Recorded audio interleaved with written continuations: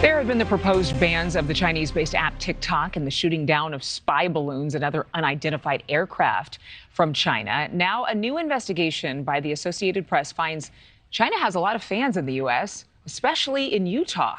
As tensions rise with Beijing, the AP's report has given people pause, particularly some lawmakers. The investigation uncovering tactics from using pro-Beijing advocates to appeal to local communities in Utah, with some using the Mormon church and the state's widespread following of that faith to sway officials.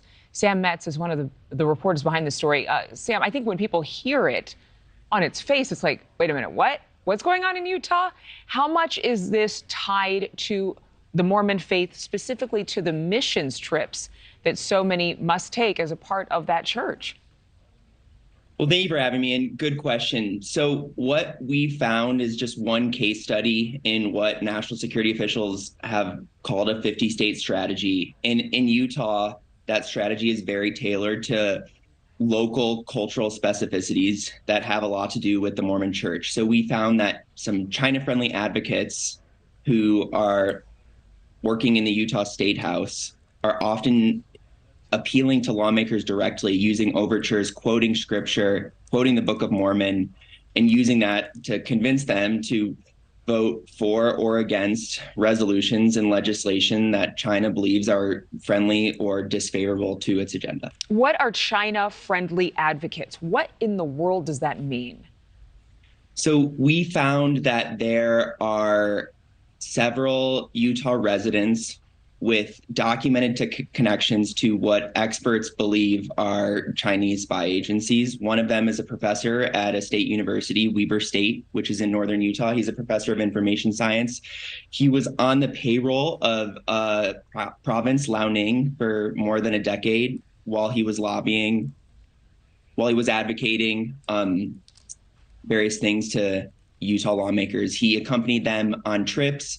He accompanied State Senator Kurt Bramble on an NCSL trip. That's the coalition of state lawmakers that used to travel to China very regularly. That's what we mean by that. Well, and I'm sure there are others, but obviously we only have a few minutes to tell this story. So in the reporting, there are 25 Utah lawmakers who routinely take these trips to China every single year. In fact, the House Speaker for the state saying China is an old friend of Utah. So how did the state of Utah benefit from this particular relationship or cohort?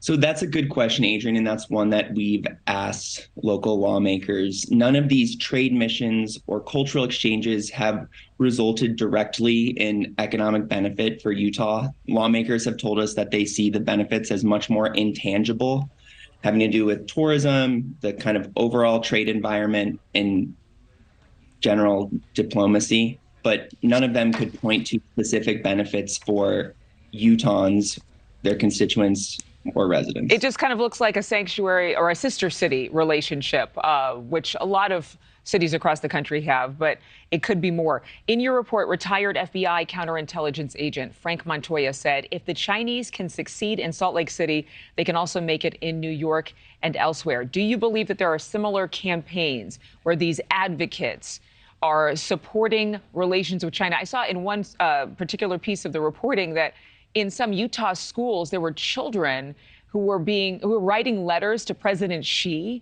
and calling him grandfather in the letters. What? So I can't speak to anything happening outside of Utah because that's not the subject of our report. There's been other reporting on this happening in California, in other countries, Canada, Australia, the United Kingdom. This is something that's caught the attention of national security officials from a lot of countries. And it's really a concerted strategy of a foreign country trying to get in on the ground level early in politicians' careers. And is it indoctrination? Is it indoctrination?